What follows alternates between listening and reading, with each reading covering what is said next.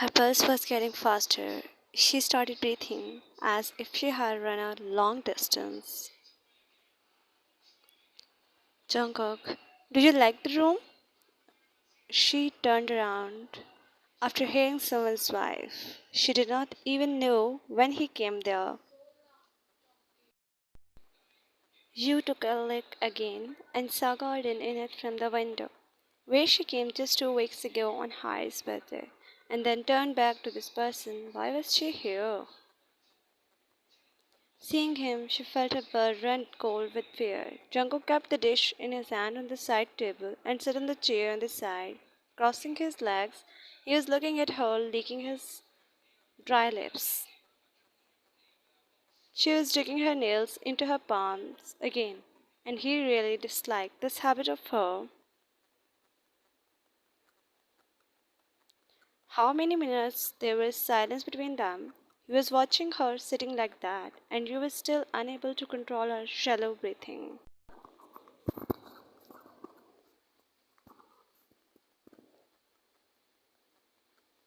He was not telling her anything. He was not saying something, sitting far away, staring her with his eyes.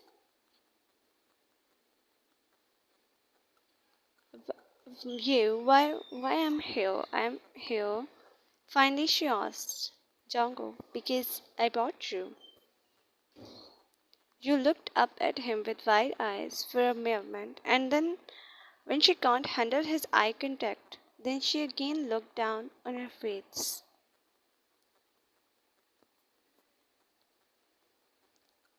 Why? She looked at the open door. Could she run away from here? Will that person stop him? And Jungkook smiled while reading her thoughts as she was looking at the door from the outside eye. Jungkook, because I want to take you here. That's why you are here. After all, what did he want from her? Was she being targeted again because of her dad? Her eyes were staring in mist. Jungkook saw the tears falling on the carpet. You let me go, she said. Jungkook finally got up from his place and she started to step back in fear, but the window behind her prevented her from doing so. He moved over the bed and took your scarf, laying on it. In her fear, she did not realize where her scarf is. He came near her, and you felt that if he came any closer to her, her soul would soon fly from her body. But he stopped at some distance from her, make her wear her scarf. Jungkook, darling, you will stay here as long as I want. You can roam freely in this house, and yes, I have bought food for you and eat it. Saying this, he turned to go back, but then he stopped for a moment.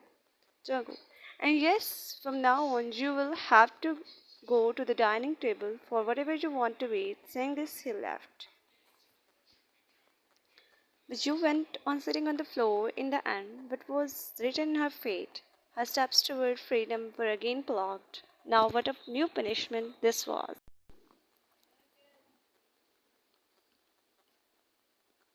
How long will she continue to be victim of her own selfishness? No, Dad will definitely come here looking for me, but after thinking about something, her hopes was also broken because she left home after writing a letter that she is gone for forever. But how would anyone know that she was in Seoul? Next day, it was already night. Sitting there, no one came to her room, and she made her this room her prison. During this time, she had thought in every way about what she wanted, but always had black eyes in her mind. Her bound soul and bounded mind could not give her anything. It had been over 24 hours since she had eaten anything, and now she couldn't be hungry anymore. She started walking toward the side table when the lid of the dish was lifted. There was only a cold slice of the bread, a fried egg, and a bottle of mineral water. It was very little for her hunger, but she opened the water bottle first and started drinking, and then started eating a little bit of the food in the big dish. Finally, she started to feel some strength in herself. She started inspecting the place for the first time since then. When she first came there, she saw only the hall and the garden.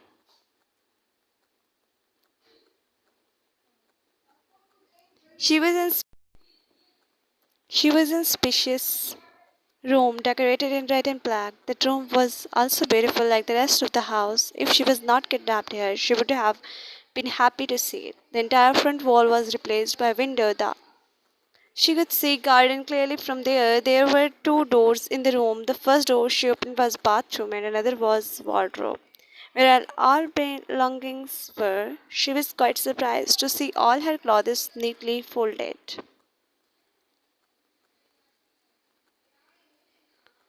Her three bags were also kept aside there. She ran toward them and started looking for the mobile, but there is no mobile phone or laptop. Once again, she started crying.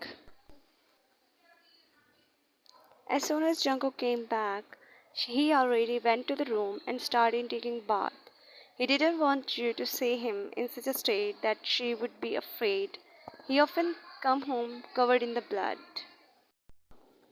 Freshened up, he went straight to the dining room and pulled out a chair and sat down. Ajma was arranging dinner for him, and Miriam was also present with her. Miriam was a Christian girl who was sent by her parents from the village to the city due to greed money, and she was also forced in the process. One of her arm was badly fractured. The same girl had seen Saib's taking her away, and now she used to work with Ajma at Jungkook's house. Did you eat?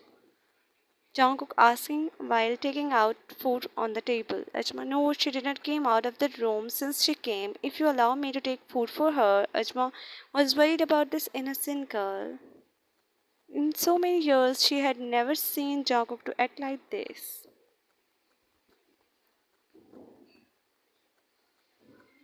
No, when hunger strikes, she will come by itself. Jungkook had purposely given it a low breakfast, and now she was forbidden to eat in the room. He knew that if he had to get you out of the room, he had to do it. Mariam knew how difficult this time would be for you when she could not keep silent. She spoke up, but from 2 days she stopped there when Jungkook looked at her with his dark eyes. Ajma looked toward her and gestured her to don't speak.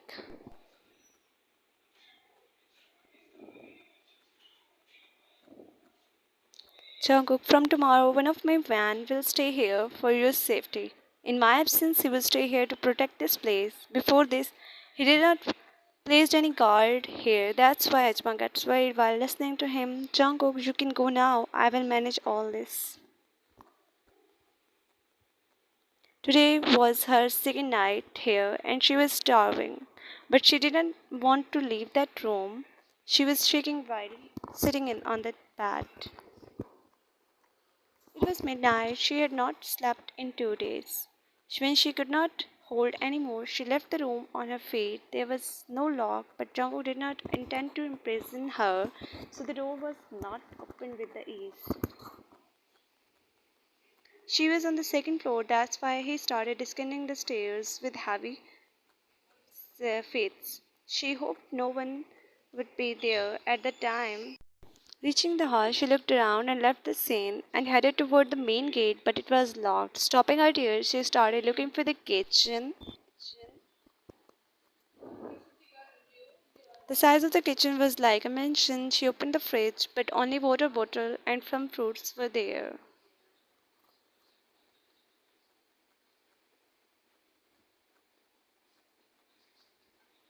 She picked up an apple and turned around when she saw a person standing in the dark and screamed and apple fell out of her hand. Jungkook went ahead and switched on the kitchen lights. You started paying to disappear from here.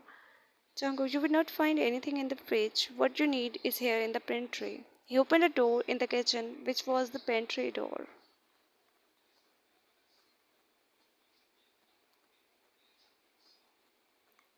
Everything was there. Ru was shivering from the cold coming from inside. He began to taking out different fruits from the peanut tree.